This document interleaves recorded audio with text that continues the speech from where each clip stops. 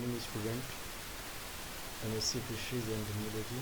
Today's topic is energy flow. Function of ecosystem.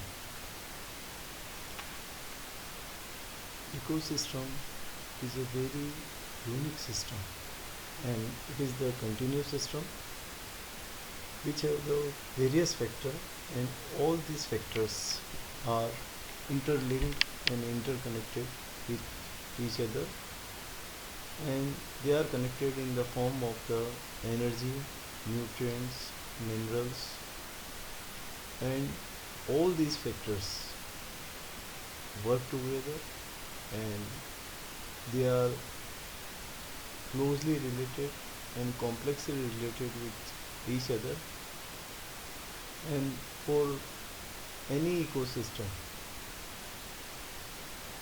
there are the various factors to live the ecosystem.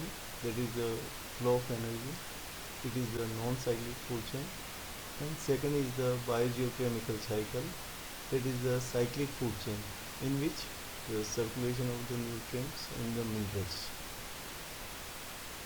Important functions of the ecosystem, that is the energy, primary production, secondary production, food chain, food web, trophic level, and in the form of energy flow, ecological pyramid, and the biogeochemical cycle.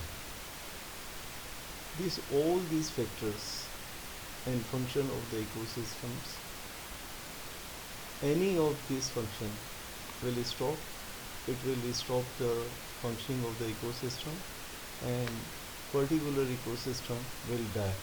If this functioning of the ecosystem or the energy flow will stop, the particular ecosystem will cannot sustain, it will eliminate.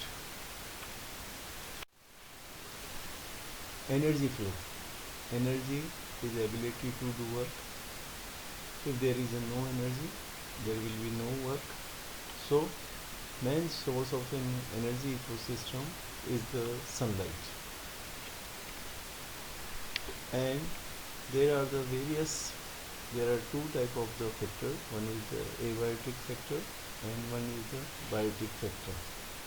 Abiotic factor are non-living factor such as the soil, water, atmosphere, radiation of the sun,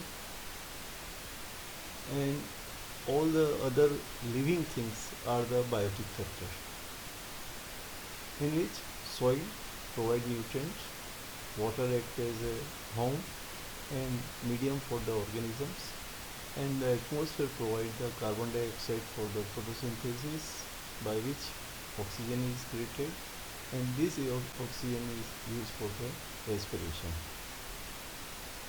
And very important, sunlight. If there is no sunlight, there will be no photosynthesis. So sunlight is very important for the photosynthesis or potash translation.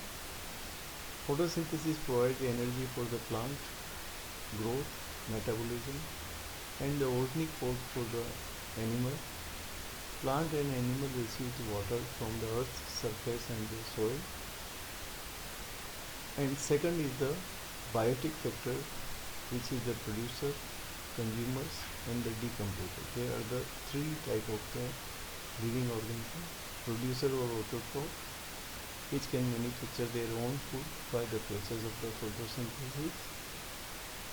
There must be a chlorophyll, and they are known as the autotroph. Consumer, which use the producer or the autotroph, and they get energy from feeding directly from the green plants and the other plants, and feed directly upon the producers. They are primary producer, they are consumer is the primary consumers, and the herbivores are the consumers who eat plant and their energy in the and nutrients. Energy produced by the producer is used by the herbivores, and they directly and indirectly take their energy. Consumer organism that feed the organic matter or the detritus are known as the detrivores and the decomposers. It is the last phase of the ecosystem in which the decomposes all the organic matter and all the available particulate matter into their finely divided form. The organic matter is consumed by the detritivores, is eventually converted into inorganic nutrient in the soil. Factor from where they are came return back in the same form again in the ecosystem. Energy flow and the energy transformation in ecosystem obey the law of thermodynamics.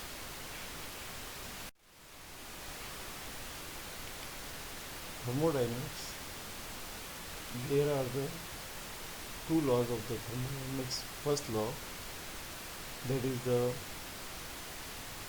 energy can neither be created nor be destroyed. It simply changes into the one form to another. Energy को ना तो destroy किया जा सकता है ना बनाया जा सकता है, क्रिएट किया जा सकता है। केवल ये समय और आवश्यकता के अनुसार एक फॉर्म से दूसरे फॉर्म में चेंज हो जाती है। Light energy of the sun is converted into electric energy in the chlorophyll. The electric energy is converted into chemical energy in the photosynthesis. So according to need, energy can change into one form to the another. The energy of the ecosystem is the constant. It follows the first law of the thermodynamics. Second law of the thermodynamics, during energy transfer, large part of energy is degraded into heat and dissipates. When from one step to the another energy transfers, this major part is lost. Only very few or little part is used in the converted energy. So in the producer to the herbivores, about 90% of the energy is lost as a heat, only 10% is used. The change of energy from one form to the another, free energy diminishes and it obeys or follows the second law of the thermodynamics, the flow of energy between the phyto and the zooplankton. Ecological efficiency, by this formula you can calculate the ecology, and 20% plant to herbivores and 15 to 10% of the higher trophic level energy, which is otherwise all the energy, 80 to 90% energy is lost. Energy and the matter transfer in the ecosystem. The energy from one trophic level to the another is known as the energy flow. Transfer of energy from one trophic level to the another is known as the energy flow. This energy is always unidirectional and never return back like the nutrients which cycle in the ecosystem. Energy can be utilized once in the ecosystem and otherwise it goes waste in the form of the heat, and these series of the step of eating and the being eaten up. Energy flow from one trophic level to the another. So from one level, eating and the being eaten up, it is the food chain. So in the food chain, energy pass from one step to the another, and in green plants or the photosynthetic organism, light energy from the sun manufactures carbohydrate for their own need, and most of the chemical energy is processed in the metabolism and dissipate as the heat in the respirations, and plant convert remaining energy in form of the biomass. Ultimately, this material is stored energy is transferred in the second trophic level, which comprises the grazing herbivores, decomposers, and the detritivores too. Energy, whatever stored in the plant, is consumed by the first consumer, and that is the herbivores, and herbivores is eaten by the carnivores, and finally it decomposes, so energy transfer from one form to the another. Most of the energy assimilated in the second trophic level is again lost in the form of the heat when they respire, and in the respiration the majority of the energy is lost and the fractions available in the forming the new biomass. Organism each trophic level pass as a biomass much less energy than they receive, more steps between the producer and the final consumer, less energy remains available. At the every step, energy, major part of the energy is lost. So finally in the consumer level it is the available in the very low form.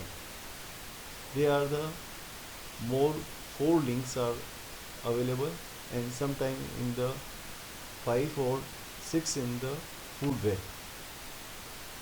All energy flowing through the trophic level dissipated as the heat. The energy losses its capacity to do work is known as the entropy. Energy which is losing at every step in the form of the heat after remaining energy, and doing by this energy doing working capacity is known as the entropy. The energy transfer between producer and herbivores is the only 10%, and 90% is lost in the form through the feces, respiration, and the unused energy of the heat. A large amount of energy is lost at the trophic level is about 90%. So at the one trophic level to the another, only 10% of the energy is available. The food chain is short and final consumer will get large amount of the energy. Larger the food chain, larger amount of the heat will be energy will be lost. Shorter the food chain, greater amount of the energy will receive. When the food chain is the long, consumer will get the lesser amount of the energy. Thank you.